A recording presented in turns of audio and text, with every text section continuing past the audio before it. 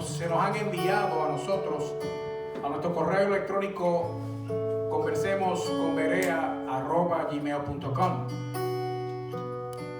Las respuestas que vamos a dar son respuestas bíblicas. Y es necesario que así sea. Porque nosotros no podemos contestar las preguntas y decir solamente sí a una pregunta o no a una pregunta sin traer un fundamento escritural, sin traer un pasaje de la escritura que afirme que lo que nosotros estamos diciendo como respuesta es cierto. Porque mi opinión no tiene ningún valor si no va a la par, si no va de la mano con la palabra de Dios. Asimismo, la opinión de cualquiera. Por eso que las respuestas para nuestras preguntas de la vida, la que sea, tienen que estar fundamentadas en el libro de respuestas, en el libro de todas las respuestas, la escritura, la palabra de Dios, la Biblia. Así que para eso necesitamos que el Señor nos dé sabiduría. Es su palabra, Él la enseña. Y el Señor la quiere enseñar, nos la quiere enseñar a nosotros. Así que oremos juntos nuevamente. Póngase de pie, ore conmigo, eleve su alma al cielo en el nombre de Jesús. Padre bueno, en el nombre de Jesús, estamos delante de ti, Señor. Tú eres el Dios de las respuestas. Tú contestas las preguntas, Señor. Tú quieres un pueblo sabio, tú quieres un pueblo entendido, tú quieres un pueblo maduro, tú quieres un pueblo sano en la fe y sano en la doctrina. Y por eso, Señor, tú permites que tengamos ratos como estos, donde podemos compartir nuestras preguntas y recibir respuesta de tu palabra, de la palabra de Dios y del Dios de la palabra. Así que te doy gracias, Señor. Pero respuesta donde no hay sabiduría, Señor, no entra, no llega, no hace. Así que te pedimos, Señor, que nos dé sabiduría para entender. Sabiduría, mi Dios. Danos sabiduría. Un corazón tierno, Señor, para recibir. Oh, mi Dios todopoderoso. Y un ánimo dispuesto, Señor, para obedecer. Y por eso te doy gracias, Padre bueno. En el nombre de Jesucristo. Amén, amén, amén. Dios le bendiga a todos. Antes de pasar a las preguntas y respuestas, quiero agradecer a todos los hermanos que aceptaron el reto del mes de mayo de memorizar la palabra del Señor, Efesios capítulo 6, del verso 10 al verso 22. Por lo demás, hermanos míos, fortaleceos en el Señor y en el poder de su fuerza. Vestidos de toda la armadura de Dios para que podáis estar firmes contra las acechanzas del diablo. Porque no tenemos lucha contra sangre y carne, sino contra principados, contra potestades, contra los gobernadores de las tinieblas de este siglo, contra huestes espirituales de maldad en las regiones celestes. Por tanto, tomad toda la armadura de Dios para que podáis resistir en el día malo y habiendo acabado todo, estar firmes. Estad pues firmes, ceñidos vuestros lomos con la verdad y vestidos con la coraza de justicia y calzados vuestros pies con el apresto del evangelio de la paz. Sobre todo, tomad el escudo de la fe con que podáis apagar todos los dardos de fuego del maligno y tomad el yelmo de la salvación y la espada del Espíritu, que es la palabra de Dios, orando en todo tiempo con toda oración y súplica en el Espíritu y velando en ello con toda y perseverancia y súplica por todos los santos y por mí, a fin de que al abrir mi boca me sea dada palabra para dar a conocer con denuedo el misterio del evangelio, por el cual soy embajador en cadenas, que con denuedo hable de él como debo hablar. Amén. Si usted se lo aprendió, dele gloria a Dios. Si se lo está aprendiendo, dele gloria a Dios. Si se lo quiere aprender, dele gloria a Dios, pero apréndaselo. Amén. Así que felicitaciones a todos aquellos que aceptaron el reto y que enviaron su video ahí haciéndolo de memoria. El reto para este mes, en el libro de Efesios también, en el capítulo 3 del verso 14, le voy a decir ahora hasta qué verso vamos a memorizar, hasta el verso 21. Efesios capítulo 3, del verso 14 al verso 21. Porque aquí, hermano, en este reto del mes de junio, si usted se graba esa palabra, usted le va a estar añadiendo a su oración devocional, a su oración personal con Dios, esta petición.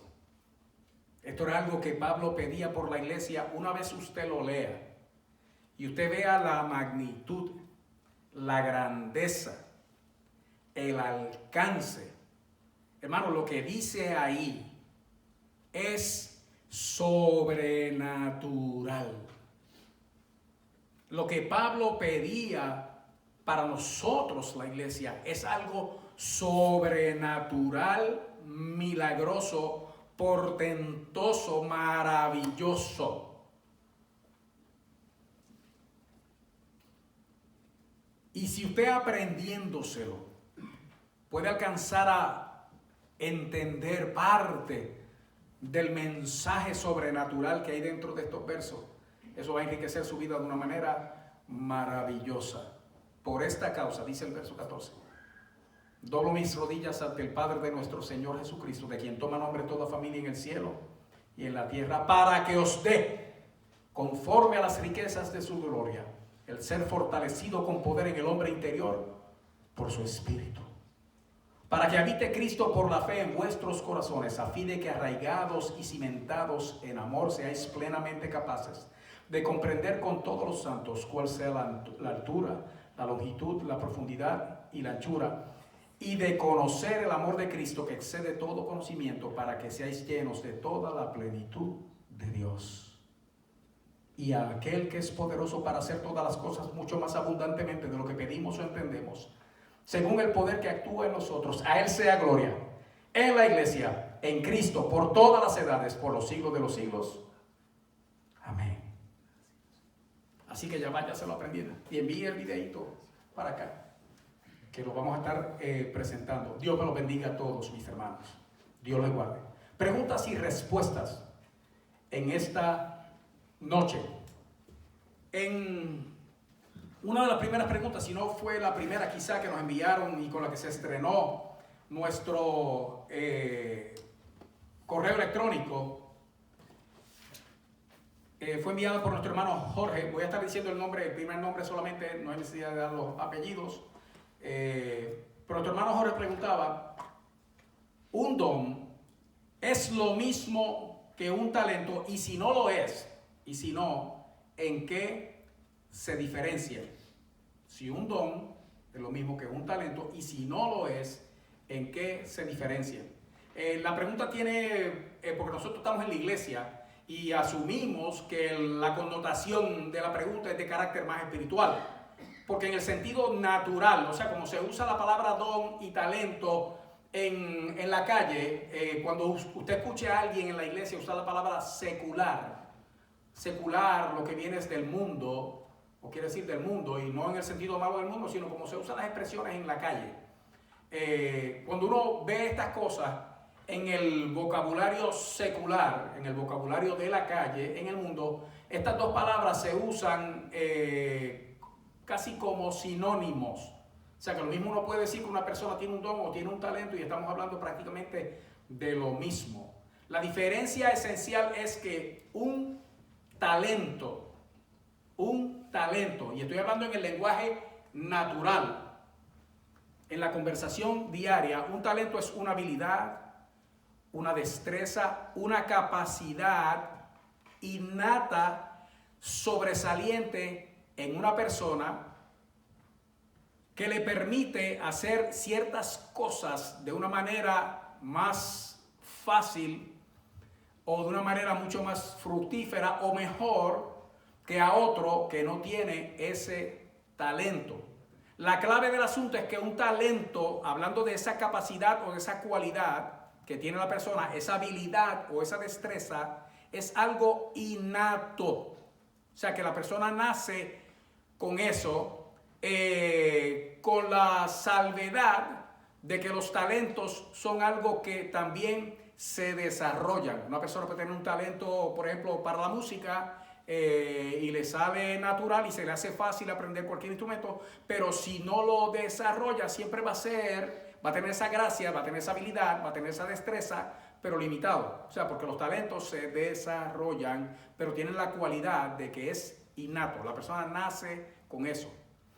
El don, la palabra don de por sí, sea en el vocabulario de la calle o en el vocabulario de la iglesia, envuelve una intervención, más que nada sobrenatural, porque el don entonces es y es el significado natural de la palabra don, que es un regalo. Es un regalo, algo que le fue dado a esa persona que hace que tenga el talento para esto o aquello o lo otro. O sea, que los talentos, nosotros los podemos llamar dones, porque aunque la persona haya nacido con eso, esa persona le fue dado. Pero no todos los dones son talentos, por la sencilla razón de que hay gente que no nace. Hay gente que no nace con ciertas habilidades y destrezas, especialmente cuando estamos hablando ahora en el lenguaje de la iglesia, que son de origen sobrenatural, y ya estamos hablando de los dones espirituales. O sea, una persona no nace hablando en lengua, una persona no nace haciendo milagros, una persona no nace. La palabra don implica la intervención de aquel que regala esa habilidad o esa destreza o esa capacidad, y en este caso de forma sobrenatural al creyente. Ya eso es dentro del lenguaje de la iglesia. Esa es la diferencia entre uno y otro. Uno es usted nace con él, y otro es que Dios se lo da para Dios usarlo para su gloria, y por lo regular cuando estamos hablando en el lenguaje de la iglesia es de índole sobrenatural, es divino. No es que usted nació con eso. Ahora bien, resulta ser, porque cuando tenemos la palabra don y talento dentro del lenguaje de la iglesia, lo tenemos que examinar a través de la escritura, y resulta ser que la palabra talento en particular, la palabra don aparece en un sinnúmero de veces, la palabra talento también, pero es necesario que aclaremos, especialmente para nosotros, hermanos, los hispanos, cuando la palabra del Señor se tradujo al español, se tradujo también la palabra talento, pero es necesario que usted entienda que en la escritura la palabra talento no alude ni a habilidades, ni a destreza, ni capacidades de nadie. Lo que menciona cuando en la palabra de Dios se usa la palabra talento es una unidad de medida, específicamente de dinero. Era talento de plata o talento de oro, y esa palabra se usa en un sinnúmero de veces. El problema es que cuando nosotros, los cristianos, no tenemos algo de trasfondo histórico, cuando leemos pasajes, y quiero que vaya conmigo a Mateo 25, verso 14. Mateo 25. En el verso 14. Y aquí tenemos lo que se llama la parábola de los talentos. Si usted y yo como hispanos no tenemos un trasfondo histórico de la palabra, o sea, no sabemos la historia en la que se está desarrollando todo este evento del libro de Mateo, nuestro Señor Jesús hablando, no tenemos en cuenta, no tenemos un trasfondo geográfico, histórico geográfico, dónde era y de qué se estaba hablando. Cuando usted ve la parábola de los talentos, ¿qué usted va a empezar? Pues esa parábola de lo que está hablando es de habilidades, de las destrezas, y con esa mentalidad entonces nosotros abordamos la palabra del Señor. Resulta ser que aún leyéndola, oiga bien, porque dice: porque el reino de los cielos es como un hombre que, yéndose lejos, llamó a sus siervos y le entregó sus bienes. Y cuando está hablando el Señor Jesús aquí en una parábola, era una historia de lo cotidiano, del diario vivir que el Señor hacía para traer un principio espiritual. Escuche bien. A uno dio 5 talentos, a otro 2 y a otro 1, a cada uno conforme a su capacidad, y luego se fue lejos. Y el que había recibido 5 talentos fue y negoció con ellos y ganó otros 5 talentos. Asimismo, el que había recibido 2 ganó también los otros dos. Pero el que había recibido 1 fue y cavó en tierra y escondió el dinero de su señor.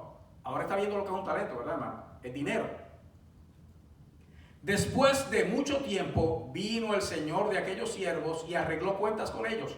Y llegando el que había recibido 5 talentos, trajo otros 5 talentos, diciendo: Señor, 5 talentos me entregaste, aquí tienes, he ganado otros 5 talentos sobre ellos. Y su señor le dijo: bien, buen siervo y fiel, sobre poco has sido fiel, sobre mucho te pondré, entra en el gozo de tu señor. Y así sucesivamente, hermano, y para no cansarle con la historia, usted ve que lo que el Señor hizo aquí, en la historia que el Señor hizo, lo que está hablando es que un amo dejó a cargo de sus siervos unas cantidades de dinero. Desde que yo recuerdo, hermano, inclusive en la himnología se canta de esto, pero usando la palabra talento con la connotación de que son habilidades, destreza. Había un himno antes que decía: ¿qué tú has hecho del talento que Él te dio? Y después decía: cuando Cristo a ti te vaya a preguntar. Y entonces todo el mundo pensaba lo mismo: ay, es que yo tengo habilidad para predicar y no estoy predicando, es que yo pudiera estar edificando la iglesia y no lo estoy haciendo. Y todo el mundo pensaba lo mismo. Entienda bien, tiene ese tipo de aplicación. Usted lo puede aplicar espiritualmente de esa manera. Y entonces hablar del talento como si fuera una habilidad, o sea, lo que Dios te dio a ti, ¿qué Dios te dio a ti? Pero hay que entender, hermano, y tenemos que ser claros, que cuando la historia Jesús la hizo, de lo que estaba hablando simplemente era de dinero. Y la palabra talento aquí es una cantidad específica de dinero. Jesús habló de dinero más que nadie en el Nuevo Testamento, hermano. Y una gran cantidad de sus parábolas y de sus enseñanzas era en cuanto a la sabia administración del dinero. Si nosotros como cristianos escogemos interpretar esa palabra solamente dentro de el contexto simbólico de lo que es el talento, vamos a estar pensando en nuestras habilidades y nuestras destrezas y nos vamos a estar olvidando de que Jesús, en primer lugar, lo que estableció aquí era la recompensa de aquel que administra bien los bienes materiales, el dinero que Dios le da, y luego todas las otras cosas. Resulta ser que la aplicación en cuanto al dinero es la que menos, si es que alguna vez, se escucha. Así que por lo menos tenemos claro esa parte. Mano Jorge, espero que esta respuesta haya sido satisfactoria. Tenemos una segunda pregunta a nuestra hermana Josefina. Esta es una pregunta compuesta, hermano. Y nuestra hermana Josefina se ocupó de explicar bien cuál era el asunto, porque cuando estábamos hablando de los sueños, visiones y experiencias sobrenaturales, y estábamos explicando de los dones espirituales también, y hablando de que en 1 Corintios capítulo 12, 13 y 14, hermano, está lo que usted necesita saber sobre los dones espirituales, cuáles son, cómo se usan, y sin amor de nada sirven. Ese es el resumen de esos 3 capítulos. Pero entonces ella tuvo una inquietud y vino una pregunta a su mente y empezó a leer el libro completo, y yo espero estar interpretando bien lo que mi hermana me envió. De esto surgieron varias preguntas, específicamente 3, que vamos a contestar ahora. La primera fue: ¿cómo es que Pablo, en 1 Corintios 3, número 3, llama a los corintios, que sí lo hizo, hermano, que le dice carnales, que no eran capaces de comer vianda todavía? Cuando Pablo usaba esta expresión, lo que quería decir es que ellos todavía no estaban suficientemente maduros para entender lo que le estaba hablando. Dice: ¿cómo es que Pablo en 1 Corintios 3 llama a los corintios carnales, que no eran capaces de comer vianda todavía? Y más adelante, en el 12 al 14, les explica verdades espirituales tan profundas. Y yo entiendo la pregunta, o sea, si empezamos diciendo, o sea, si ustedes todavía no pueden comer vianda, y de momento en el capítulo 12 al 14, hermano, usted tiene que entender que eso es vianda. Esas son profundidades espirituales del conocimiento de Dios. ¿Cómo uno reconcilia eso? Y más que en el capítulo 2 había dicho Pablo mismo que el hombre natural no entiende las cosas que son el espíritu. No las puede entender y no las puede discernir, porque estas cosas hay que discernirlas espiritualmente. Esa es la primera pregunta. A raíz de eso viene una segunda pregunta. ¿Es posible que Pablo, hablándole a los corintios o escribiéndole a los corintios, sin saberlo, le estaba escribiendo a la iglesia de hoy, tomando que la iglesia de hoy pues ha madurado, ora, ayuna, se congrega, hace todas estas cosas? Y la tercera pregunta, a raíz de su lectura del libro de Corintios, fue: ¿es Corinto un ejemplo más de lo que contamina al creyente aún en la casa de Dios? Así que vamos a contestar estas tres preguntas ahora, hermano. La primera, o sea, si Pablo le dijo carnales que no eran capaces de comer vianda y si va conmigo a 1 Corintios capítulo 3, cosa de que usted pueda ver conmigo el origen de esa pregunta. 1 Corintios en el capítulo 3.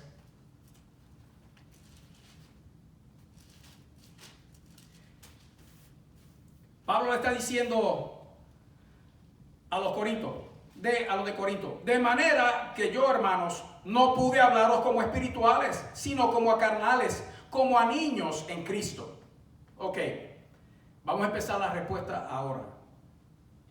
Si Pablo le dice que son carnales, debe leer el verso 2. Os di a beber leche y no vianda, verso 2, porque aún no erais capaces, ni sois capaces todavía, porque aún sois carnales, pues habiendo entre vosotros celos, contiendas y disensiones, ¿no sois carnales y andáis como hombres?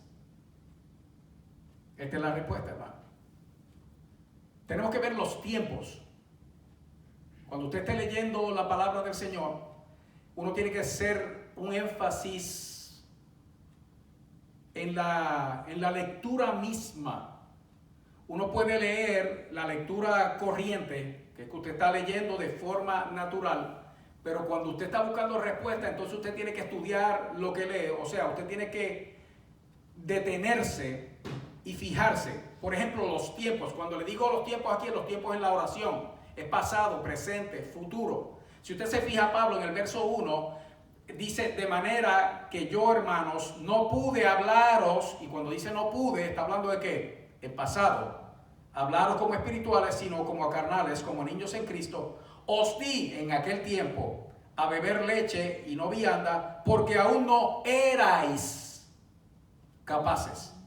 O sea, esa primera parte donde Pablo les está diciendo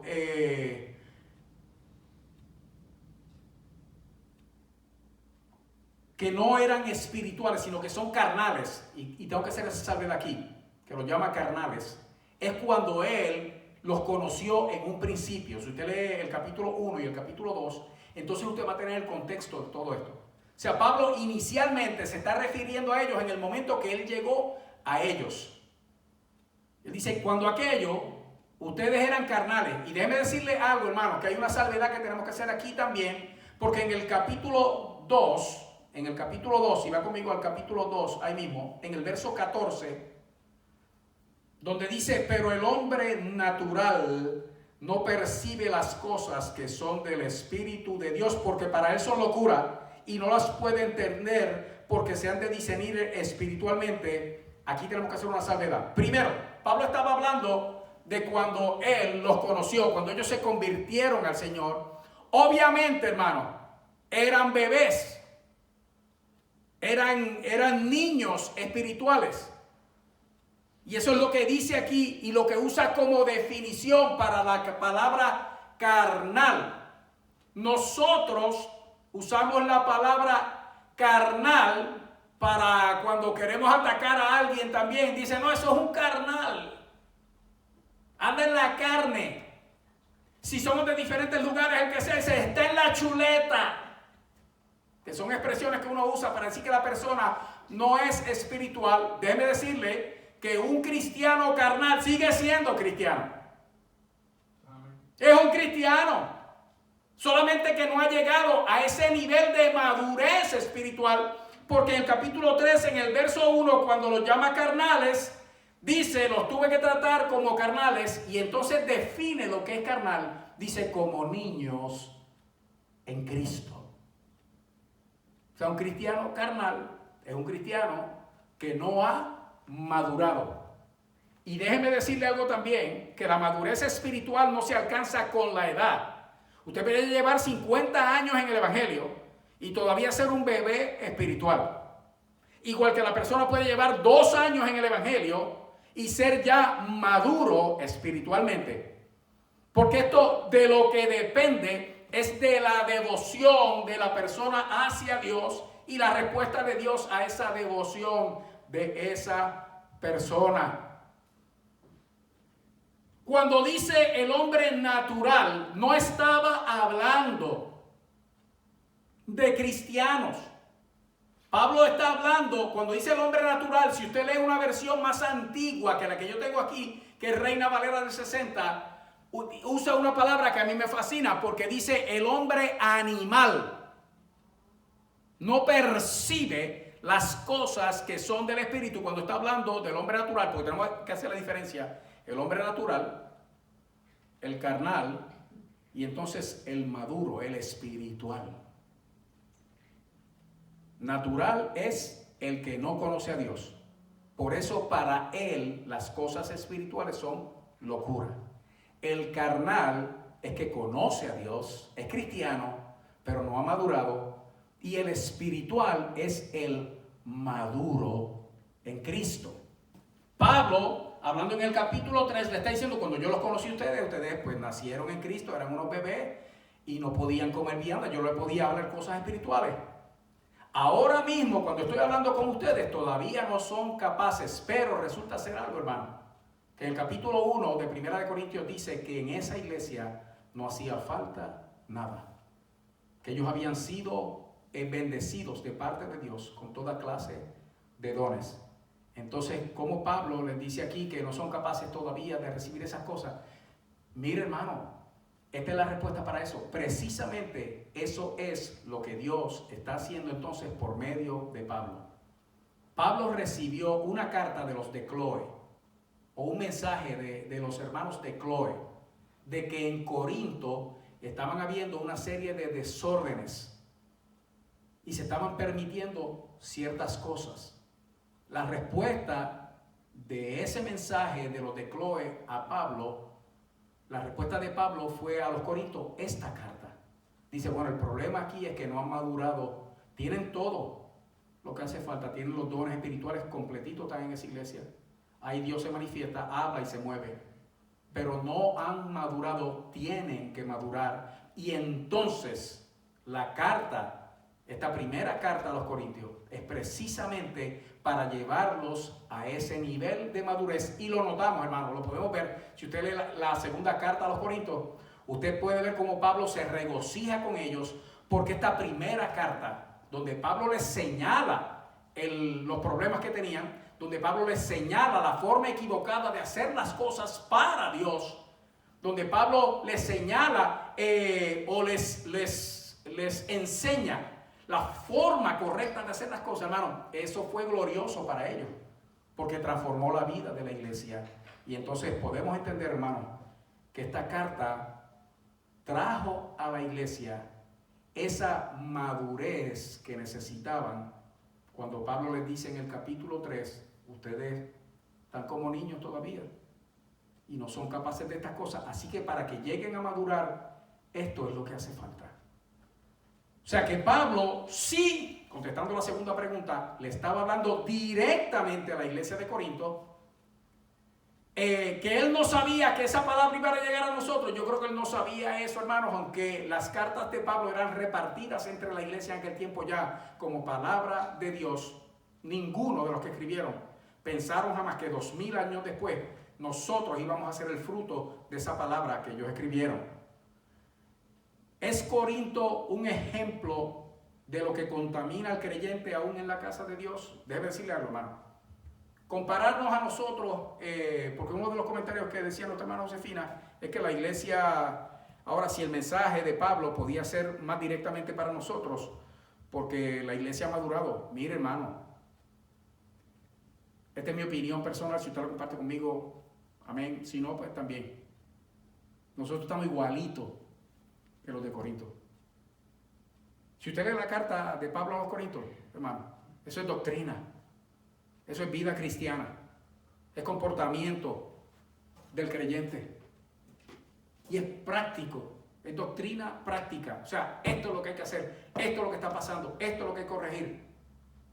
Porque definitivamente, hermano, esa carta fue escrita para los de Corinto, pero definitivamente también en la mente y en el corazón de Dios, cuando se le inspiró a Pablo, nosotros, usted y yo, estábamos en esa carta. O será que igual que en Corinto, por ejemplo, en el verso 3 del capítulo 3, vaya conmigo un momento.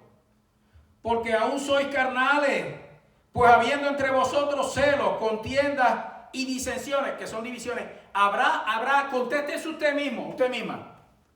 ¿Habrá dentro de la iglesia contienda? ¿Habrá divisiones entre la iglesia?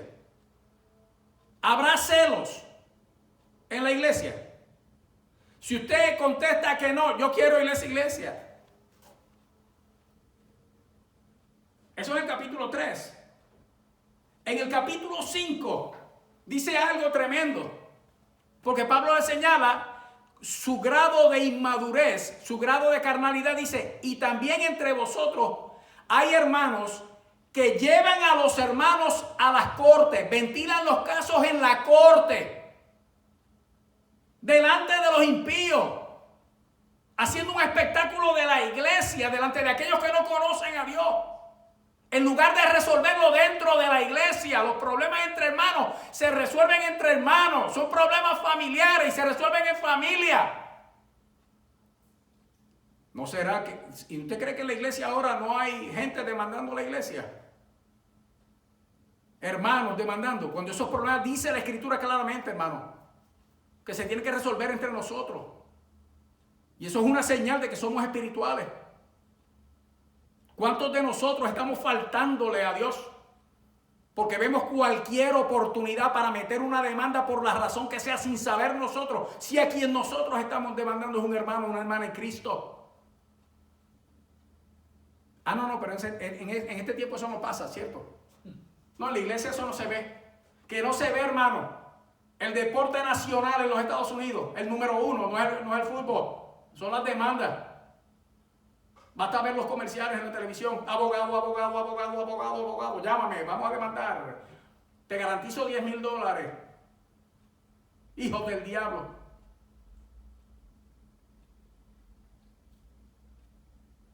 ¿Será que esas cosas no las hay? En el capítulo 7 habla de problemas matrimoniales. No en la iglesia hay problemas matrimoniales. Todos los matrimonios en la iglesia también. O sea que eso era para los corintios, eso no era para nosotros. ¿Habrá problemas matrimoniales, hermano? En el capítulo 11 habla de desórdenes en el servicio.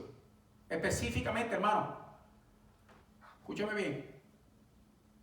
El capítulo 11 es bien particular en dos cosas. Habla de comportamiento desordenado en el santuario. Y menciona específicamente la forma de vestir. No lo apague ahora. Que cada vez que uno toque este tema, hermano, alguien se va de la iglesia. Porque esa es su libertad. No, eso no. El Señor lo que mira es el corazón. Mire, lo que tiene que leer es el capítulo 11. Ahora no lo va a leer porque si lo lee te acusa. No reprende al diablo, léelo. Para que entiendas la verdad de Dios. Y después que menciona la vestimenta, el vestuario en el santuario, el vestuario de la mujer cristiana. Y ahora los hombres también hay que bregar con eso, porque es una cosa terrible, el asunto de las modas. Lo otro que menciona era cómo esa gente celebraba la cena del Señor de una forma o de forma tal que lo que hacía era provocar enfermedades y muerte entre los hermanos. Porque lo hacían, hermanos, de forma, bueno, la palabra es carnal, sin darle el sentido. Y hoy en día usted sabe que la cena del Señor para muchos se ha convertido solamente en parte de la liturgia, de lo que es el servicio. Que cuando se hace el señalamiento de que no se puede comer o beber indignamente, a muchos, solamente para que no vayan a decir o a pensar de mí, lo hacen. Y dice la Escritura que hay muchos enfermos y debilitados entre vosotros, y muchos duermen o están muertos por tomar indignamente el cuerpo y la sangre de Cristo. No, pero eso no, en estos días no. Nosotros somos más puros. ¿Sí? ¿Será que no hay esas cosas, hermano? Y del verso 12 al verso 14, Pablo le enseña a la iglesia, le dice, miren mis hijos, ustedes tienen estos dones, capítulo 12. En el verso 13 le dice, sin amor, esos dones sobrenaturales no sirven de nada. Y en el verso 14 les dice, así que cuando se reúnan y haya manifestaciones del Espíritu Santo, que sea en este orden. Y entonces el libro, la carta de Primera de Corintios, tanto para ellos en aquel tiempo como para nosotros ahora, hermanos, es una carta maravillosa que nos lleva a nosotros a madurar espiritualmente de tal manera que dejemos de ser carnales para entonces ser maduros en el Señor. El capítulo 2, y eso va a ser otra para aprenderse más adelante. Pablo decía, hermano, y son unos pasajes maravillosos, del verso 6 en adelante, dice, sin embargo, hablamos sabiduría entre los que han alcanzado madurez, y sabiduría no de este siglo, ni de los príncipes de este siglo que perecen. Mas hablamos sabiduría de Dios en misterio, la sabiduría oculta, la cual Dios predestinó desde antes de los siglos para nuestra gloria, la que ninguno de los príncipes de este siglo conoció, porque si la hubieran conocido, nunca hubieran crucificado al Señor de gloria. Y por ahí sigue, hermano. Luego nos aprendemos esa también. Esa carta fue escrita para ser de un pueblo carnal, un pueblo maduro y sabio. ¿Y sabe qué? Lo hizo. Léase 1 Corintios 2. Digo, 2 de Corintios. Léase 2 de Corintios y usted va a ver, hermano, cómo la iglesia maduró después de haber recibido esta carta. Amén. Así que espero, hermana Josefina, que esta respuesta le satisfaga. Si no, siga preguntando, que seguimos contestando. Hay más información. El tiempo es lo que nos limita. Nuestra hermana Andrea envió una pregunta donde dice, y la estoy leyendo tal como ella la escribió, dice, ¿puede el diablo usar a un ministro o pastor para desviar o distorsionar un mensaje de Dios, o son protegidos para que el diablo no los toque? Vuelvo a repetir para que tengan idea. ¿Puede el diablo usar a un ministro o pastor para desviar o distorsionar un mensaje de Dios, o esos ministros o pastores son protegidos para que el diablo no los toque? Lo primero que tenemos que establecer claramente, hermano, es que nadie, ningún cristiano, bueno, ningún cristiano ni que no son cristianos, hermano, está exento. O sea, nosotros no somos exentos, o a nosotros, ninguno de nosotros deja de ser atacado. No somos exentos de ser atacados, de ser engañados o de ser tentados por el diablo. Eso es una realidad para la vida de todo creyente mientras nosotros estemos aquí en la tierra. Cualquiera de nosotros, sea ministro o no sea ministro. De hecho, mientras más tiene de Dios, mientras más ejerce en el ministerio, mientras más título, más fuerte es el ataque. Porque dice la Escritura, heriré al pastor y las ovejas se van a dispersar. O sea que los pastores y ministros, los predicadores y evangelistas, hermano, son un blanco esencial dentro de los ataques de Satanás. Él quiere destruir a aquellos que el Señor tiene para alimentar la grey. O sea, nadie es exento de ser engañado, atacado, tentado por el diablo, especialmente los pastores y ministros. Es una realidad.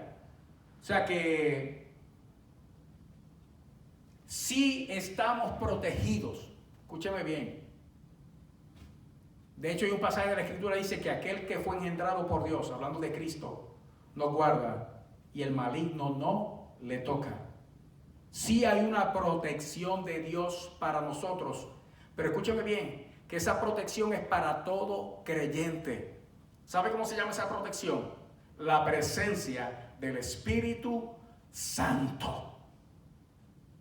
Ese Dios todopoderoso que viene a morar en el corazón de todo cristiano, ministro o no ministro, recién convertido o que lleve 100 años en el Evangelio. Esa presencia gloriosa, esa es la capa protectora que nosotros tenemos contra los ataques del diablo. Pero escúcheme bien, que no es que no seamos atacados, el ataque va a venir. Por lo tanto,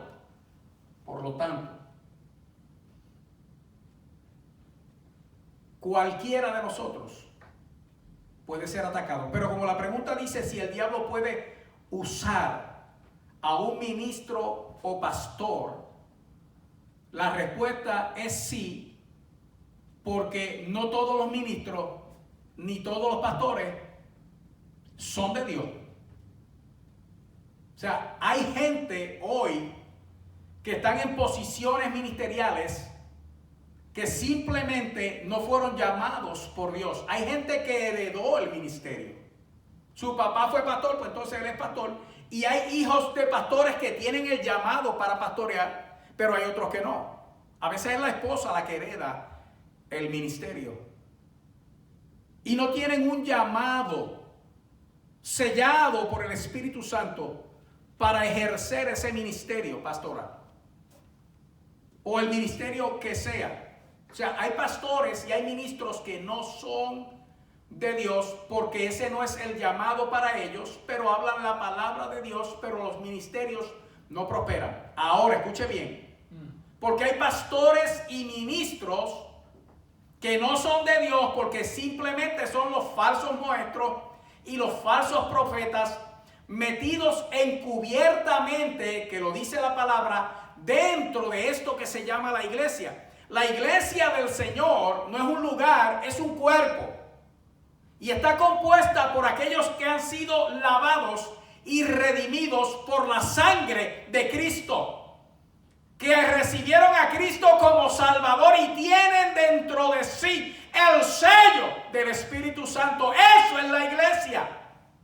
Pero dentro de la comunidad que se llama iglesia están los que son y están los que no son. Y hay falsos pastores y hay falsos ministros.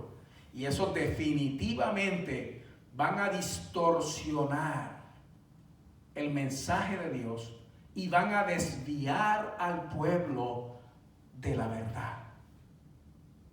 ¿Sabe cómo lo van a hacer? Como lo han hecho todos los profetas que hay en la Escritura. Basta con leer Jeremías capítulo 23. Una buena señal para conocerlos es que te van a decir lo que tú quieres escuchar, no lo que tú necesitas escuchar. Te van a decir que las cosas están bien y se van a poner mejor. Te van a decir que le envíes un dinerito, que con eso olvídate, que entonces sí que la bendición va a venir sobre ti de una manera terrible como nunca antes. Basta con escuchar el mensaje y tú vas a saber por qué nos estamos aprendiendo la palabra. Primera de Pedro 4:11. Si alguno habla, hable conforme a las palabras de Dios. Si alguno ministra, ministre conforme al poder, no que él tiene, sino que Dios da. Para que en todo sea Dios glorificado por Jesucristo, a quien pertenecen la gloria y el imperio por los siglos de los siglos. Amén.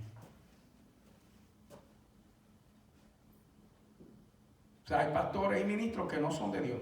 Si va conmigo a segunda de Timoteo, capítulo 4, verso 34.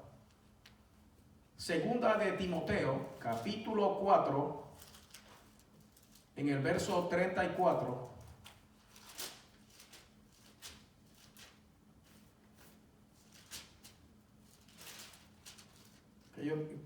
Bendito sea el Señor, hermano, eso no tiene 34.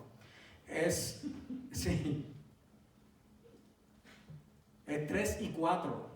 Estoy leyendo lo mismo que yo puse. Óigale, le añadí un montón de versos. Hablando de falsos maestros y profetas, mire eso. Segunda de Timoteo, capítulo 4, versos 3 y 4. Dice, porque vendrá tiempo cuando no sufrirán la sana doctrina. Y cuando dice no sufrirán la sana doctrina, escuche bien, está diciendo que no soportarán la sana doctrina. Quiere decir que está hablando de gente que alguna vez estuvo en la sana doctrina, sino que teniendo comezón de oír. Y escucha bien, que a veces nosotros los de las islas malinterpretamos esta expresión que dice comezón de oír y no, teniendo hambre de escuchar. Eso no es lo que dice ahí. Comezón es picor, es molestia, es malestar. Estando hartos, cansados de oír la sana doctrina. Esa es la interpretación correcta. Escuche bien.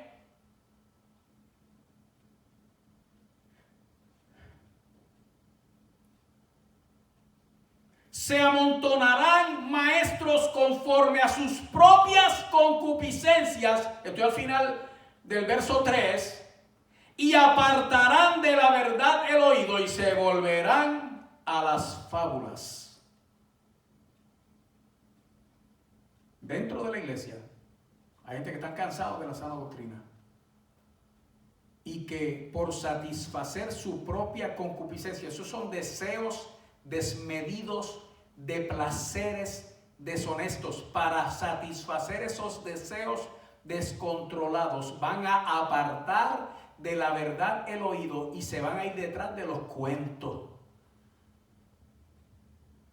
Eso distorsionan el mensaje de Dios y desvían del mensaje de Dios. En 2 de Corintios, en el capítulo 11, que estábamos hablando hace un momento, 2 de Corintios, capítulo 11. Y espero que usted me esté acompañando allá y que a la vez también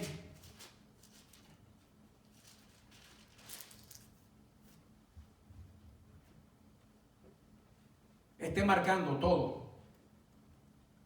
Hablando de esta gente dice, porque estos falsos apóstoles, obreros fraudulentos, que se disfrazan como apóstoles de Cristo. De eso ya usted debe tener un par de nombres en la mente. Y no es maravilla. O sea, que estos obreros fraudulentos y estos falsos apóstoles se disfracen como apóstoles de Cristo.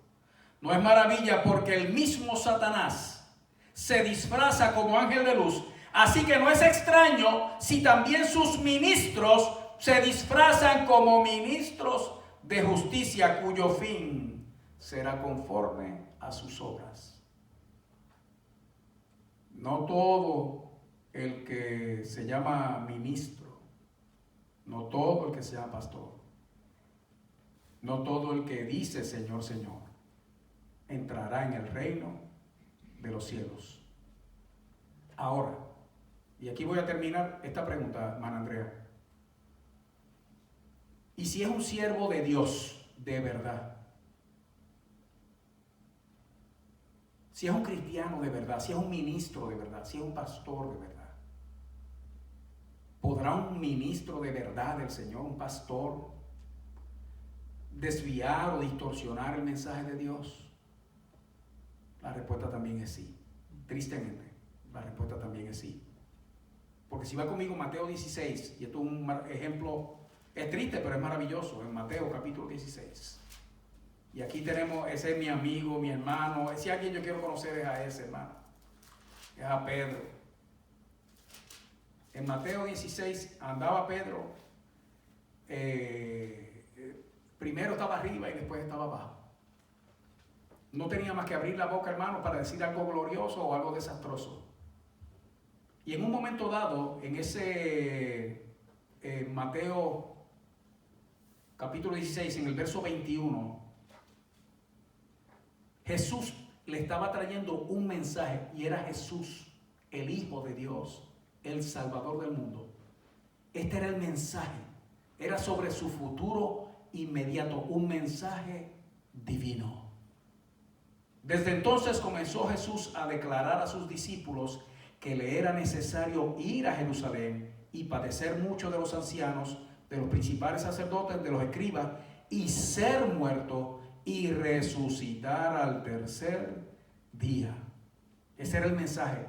Esto tiene que ocurrir, esto tiene que pasar. Así está escrito y a eso voy. Oiga, y de momento sale este varón de Dios, ministro del Señor, evangelista, Pedro.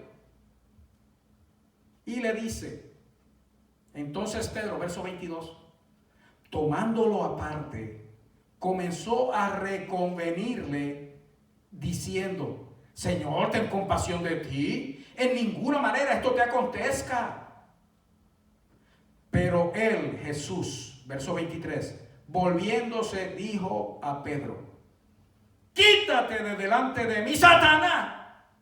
Me eres tropiezo porque no pones la mira en las cosas de Dios, sino en las de los hombres. El asunto es que en ese mismo capítulo, hermano, cuando Jesús dijo, ¿quién dice la gente que yo soy? Ellos dijeron una cosa, otros otra.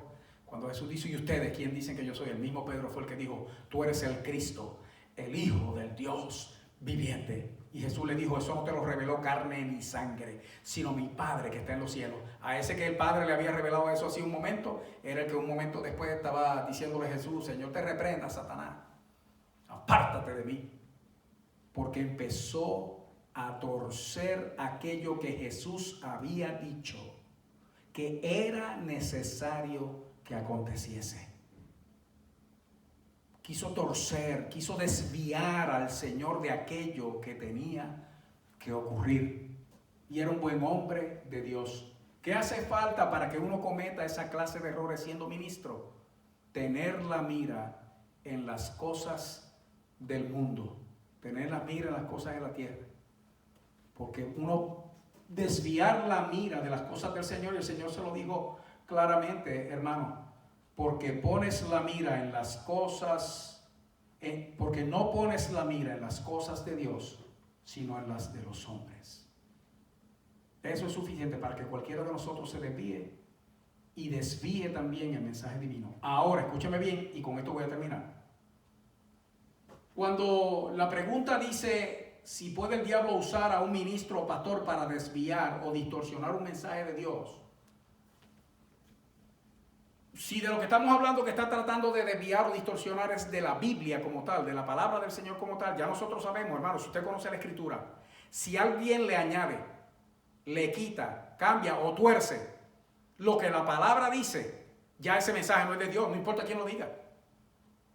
Ahora bien, escúcheme bien, porque estamos hablando del ministro o el pastor, pero el que recibió el mensaje, quien recibió el mensaje, usted tiene que estar seguro o estar segura de que el mensaje es de Dios. Si es que fue un sueño, una visión, una profecía o alguna experiencia sobrenatural, usted tiene que estar seguro y usted tiene que estar segura de que el mensaje es de Dios. Porque uno puede acusar a un pastor o acusar a un ministro de estar negando o desviando o ¿cuál es la palabra que usamos aquí? Distorsionando un mensaje de Dios. Lo podemos estar acusando partiendo de la premisa de que lo que nosotros escuchamos, vimos o entendimos viene de Dios y que no sea así. Y escúcheme bien, para usted saber si un mensaje verdaderamente es de Dios, usted no puede venir con el argumento de que no, porque fue que yo sentí. No es que yo estaba orando y yo sentí que ese hombre es el que es. Y como yo sentí eso tan profundo dentro de mí, yo estoy plenamente convencida de que ese va a ser mi esposo. Pero el hombre es casado. Y para rematar el asunto dice, porque Dios me habló. O como un caso que yo escuché, que un hermano, y voy a decir hermano entre comillas, hermano, que estaba engañando a su esposa con otra, sintió ese redarguir del espíritu para terminar con la relación, y entonces le puso una señal a Dios. Eso es bueno, poner señales a papá, hermano, pero ponga señales que sean espirituales, que sean reales, que tengan cierto valor, hermano. Porque él dijo, si cuando vaya a casa de la querida no me abre la puerta, yo voy a entender que Dios dijo que no. Oye, y fue allá y tocó la puerta. ¿Usted sabe qué pasó, verdad? Le abrieron. Entonces, ¿qué le entendió? Dios está en el asunto, que el Señor reprenda al diablo, hermano. Usted tiene que saber, para usted poder determinar si una persona está diciendo algo de lo que Dios le dijo, o de lo que Dios le reveló, o de lo que Dios le mostró, usted tiene que estar seguro, y usted tiene que estar segura que ese mensaje verdaderamente es de Dios. Y yo sentí, y yo pensé, y vi luces, y todo ese tipo de cosas, hermano, son cosas buenas, escúchame bien, pero eso no es lo que garantiza que el mensaje sea de Dios. Lo que garantiza que el mensaje sea de Dios es que pase el sedazo de la Escritura, que ni le añada, ni le quite, ni tuerza en nada, en ningún punto, lo que la palabra de Dios dice. No, pero es que fue Titiani la que se me apareció, y ella lleva 12 años en muerta, y me dijo que me está esperando. Y, no, hermano, no, eso no es así. Tiene que pasar el sedazo de la palabra. Por lo tanto, lo que nosotros tenemos que hacer, hermano, es meternos cada día más profundamente en el conocimiento de Dios por medio de su palabra, para que entonces nosotros podamos reconocer, como ya lo enseñamos en las clases anteriores, si las cosas son de Dios o no las son. De tal manera que cuando nosotros juzguemos, y escucha bien, el cristiano maduro tiene la facultad de juzgar, que es la facultad de decidir o de decir si algo es de Dios o no es de Dios. Pero el maduro, el que conoce a Dios, el que tiene el Espíritu Santo, tiene esa facultad de parte de Dios.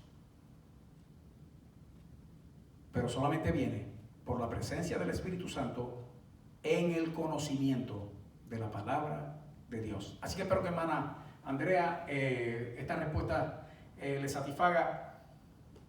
Si no, vuelvo y le digo, me envía otra pregunta. No entendí, explíqueme mejor, deme otro pasaje, que allá también le entramos hasta que entendamos la palabra, hermano, profundamente. Keilita, la hija de nuestro hermano Rubén, familia muy amada por la que estamos orando toda la iglesia, hermano, envía una pregunta, y la pregunta es la siguiente: si alguien usara la historia de Jesús, donde estaba volcando las mesas en el templo, para compararla con algunas de las cosas que están ocurriendo ahora en las protestas, como quemando edificios, patrullas y robando, ¿cómo sería eso una mala interpretación o torcer la palabra de la Biblia? Porque ella me dice, sé que está mal, pero ¿por qué? Y es que ya tiene que ser que Keila probablemente escuchó, si no fue así, pues me corrige Keila luego. Tiene que ser que ya escuchó que alguien comparó, no, porque esto de las protestas es como cuando Jesús en el templo volcó las mesas. Mire, hermano, eso no tiene que ver una cosa con la otra. De hecho, si algo está más lejos el uno del otro, precisamente son esos incidentes. En el caso de Jesús, déjeme aclararle que no fue una sola vez que Jesús volcó las mesas. Jesús volcó las mesas 2 veces. La primera aparece en Juan capítulo 2, y si me acompaña ahí, hermano, usted va a descubrir entonces por qué eso de comparar lo que se está haciendo en las protestas con Jesús volcando las mesas no tiene ninguna relación una con la otra, sino que precisamente es todo lo contrario. En ese libro de Juan, en el capítulo 2, hermano, Juan capítulo 2, y lo llevé ahí, hermanos, porque esa explicación que hace Juan, aparte de que fue la primera vez que Jesús entró en el santuario, la primera de 2 veces, quiero que sepa que Jesús volcó las mesas al principio de su ministerio, y luego lo volvió a hacer al final de su ministerio. Pero cuando en el principio de su ministerio, capítulo 2, verso 13 de Juan, estaba cerca la Pascua de los judíos, subió Jesús a Jerusalén. Halló en el templo a los que vendían bueyes, ovejas y palomas y a los cambistas. Los cambistas eran quienes te cambiaban dinero. Allí sentados. ¿Dónde? En el templo. Oiga esto. Y haciendo un azote de cuerdas, echó fuera del templo a todos, y las ovejas y los bueyes, y esparció las monedas de los cambistas y volcó las mesas. ¡Uy! Y dijo a los que vendían palomas: quitad de aquí esto, y no hagáis de la casa de mi padre casa de mercado. Entonces se acordaron sus discípulos que está escrito: el celo de tu casa me consume. Aquí es todo lo contrario, hermano, de lo que pasó. Y vaya conmigo entonces a Marcos capítulo 11, rapidito. Marcos 11,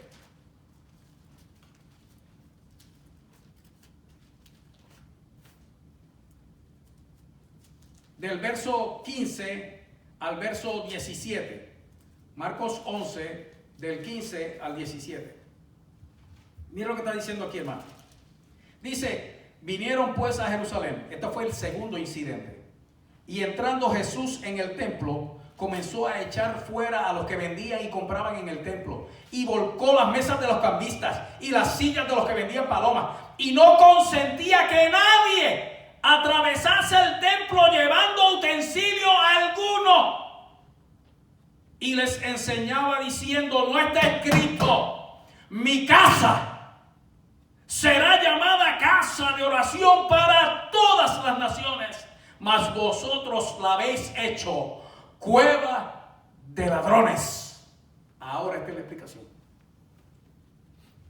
Los que están protestando por allá en la calle, y créame que lo que es injusto es injusto, lo que no está bien no está bien. La muerte de este muchacho no está bien, de Floyd, no está bien. La forma en que murió, no estamos avalando eso en ningún momento. Pero vandalizar y robar son dos crímenes también. Eso no es señal de protesta, eso es un acto criminal. Y precisamente lo que Jesús estaba haciendo aquí en el templo, tráigalo a la experiencia nuestra. Que usted llegue a la casa de su papá y que se encuentre que unos ladrones se metieron allá adentro y no solamente se llevaron lo que había, sino que establecieron un punto ahí. Y entonces usted va a entrar a la casa de su papá y usted va a sacar de ahí a esos ladrones. O sea, es totalmente opuesto. Y en Marcos él dice, no solamente la casa de mi padre, en Juan, sino que en Marcos él dice, mi casa será llamada casa de oración. Jesús estaba limpiando su casa de los que vinieron a asaltarla, de los que vinieron a robar en ella, de los que vinieron a vandalizar los atrios del Señor y el santuario de Dios. Es todo lo contrario al vandalismo y al robo que se ha practicado en muchísimos lugares bajo el lema de protesta. Usted puede protestar todo lo que usted quiera pacíficamente. Usted puede hacer valer sus sentimientos de una forma pacífica y ordenada. Robar y destruir propiedad ajena, como no es la suya, como no es la de esa persona, pues entonces sí, lo podemos permitir, porque es como cuando Jesús, mire hermano, es todo lo opuesto. Jesús nunca favorecería un acto así. Así que espero que entienda. Lo que hay que leer es la Escritura, hermano, y las cosas caen en su lugar solito. La última pregunta, para terminar. Esta es nuestra hermana Andrea. Ella tuvo una experiencia con el Señor, donde levantándose en la mañana, el Señor la mandó a ayunar, que ella no era su propósito, El Señor se lo indicó en la mañana. Y que ayunara, hermanos, rogando por la iglesia, rogando por los pastores. Y el Señor la llevó a leer en Primera de Reyes, si va conmigo, Primera de Reyes, capítulo 9, del 1 al 4. En ese libro, Primera de Reyes, capítulo 9, del verso 1 al verso 4. Todo esto guiada por el Señor, nuestra hermana Andrea. Y ese es un capítulo maravilloso porque es donde se consagra el templo del Señor. Verso del 1 al 4 dice: cuando Salomón hubo acabado la obra de la casa de Jehová y la casa real y todo lo que Salomón quiso hacer, Jehová apareció a Salomón la segunda vez como le había aparecido en Gabaón. Y le dijo Jehová: yo he oído tu oración y tu ruego que has hecho en mi presencia. Yo he santificado esta casa que tú has edificado para poner mi nombre en ella para siempre. Y en ella estarán mis ojos y mi corazón todos los días. Y si tú anduvieras delante de mí como anduvo David tu padre, en integridad de corazón y en equidad, haciendo todas las cosas que yo te he mandado y guardando mis estatutos y mis decretos. Hasta ahí, hasta el verso 4. Cuando ella leyó esos versos, ella entendió muy correctamente que el Señor habla de la iglesia, o sea, habla de la casa del Señor, del santuario, del templo. Pero después el Señor le enseñó, y es lo que ella testifica, que esa casa es ella. Y ella quiere entender lo que Dios le quiso decir. Aquí tenemos una aplicación como la de los talentos, que habla de dinero, lo podemos aplicar también a las habilidades. Y aquí tenemos una aplicación que también es verdadera. Esto es una experiencia que ella tuvo, una experiencia del Señor. Y cuando el Señor le mostró esto, ella entendió de primera intención el mensaje inicial. O sea, Dios tiene un lugar donde Él escoge morar, es su morada. Ese lugar donde están sus ojos, su corazón, como dice Segunda de Crónicas, capítulo 7, versos 14 al 16, que también lo hemos aprendido aquí. Ese lugar es el santuario, aquella casa que Salomón edificó para Dios y que nosotros aquí lo llamamos la iglesia. Pero la iglesia, nosotros también somos casa de Dios.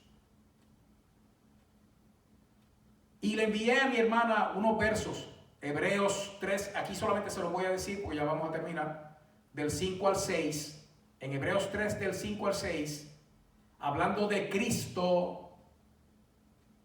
Entonces dice, cuya casa, la casa de Cristo, somos nosotros. Qué cosa maravillosa, hermano. En Juan capítulo 14, verso 23, dice, el que me ama mi palabra guardará, y mi Padre le amará, y vendremos a él, y haremos morada con él. Y morada, hermano, es una habitación, una residencia, una casa. Nosotros, como casa de Dios. En 1 Corintios capítulo 6, del verso 19 al 20, dice que nosotros somos templo del Espíritu Santo. Y así también lo dice en 1 Corintios capítulo 3, versos 16 y 17. Que nosotros somos templo, somos morada. Y ya usted vio que en una dice que es casa de Cristo, en otra Jesús y el Padre. Y en 1 Corintios 6 y en 1 Corintios 3 dice del Espíritu Santo. Nosotros, este cuerpo, es casa de Dios, del todo Dios.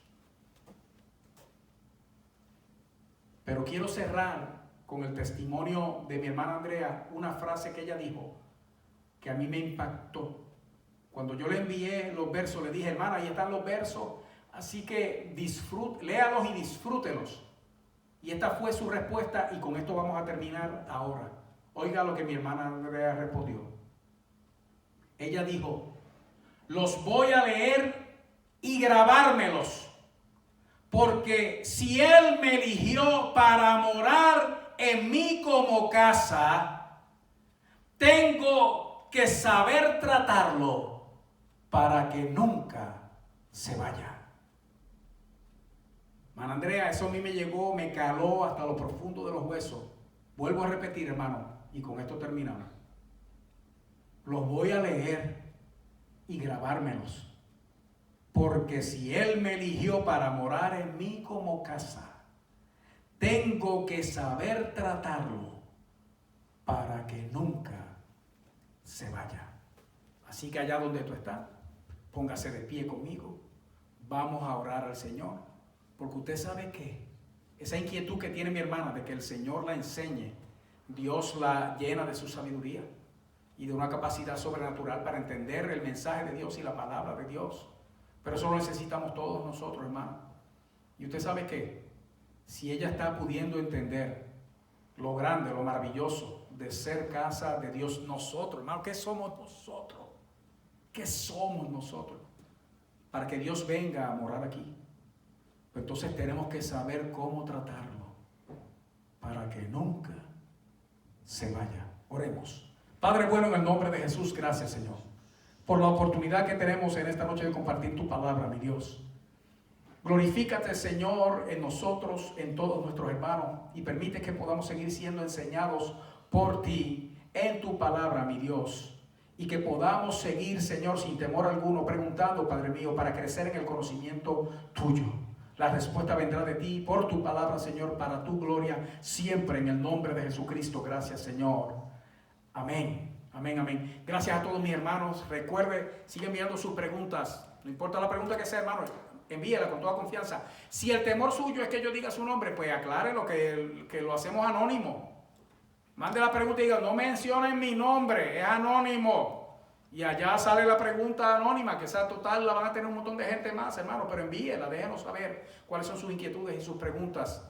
Así también, hermano, les ruego encarecidamente que sigamos orando por la familia Flores, porque ellos perdieron a Valdemar en estos días, hermanos, y la familia está sufriendo, necesitan nuestra oración. Yo sé que el Señor está consolando. Yo sé que el Señor ha traído un consuelo sobrenatural sobre Amelia, Nancy y el resto de la familia. Pero ellos siguen necesitando nuestras oraciones. La familia Otero, hermano, Rubén, muy amado, Dalia, las nenas, que el Señor los bendiga a todos. Y seguimos la iglesia orando por nuestro hermano Rubén y su casa. Así que, hermanos, recuerden que este próximo domingo vamos a estar aquí a las 10 de la mañana transmitiendo como de costumbre, hermanos, y que Jehová te bendiga y te guarde. Jehová haga resplandecer su rostro sobre ti, tenga de ti misericordia. Jehová alce sobre ti su rostro y ponga en ti paz. Dios me lo bendiga a todos, hermanos. Amén.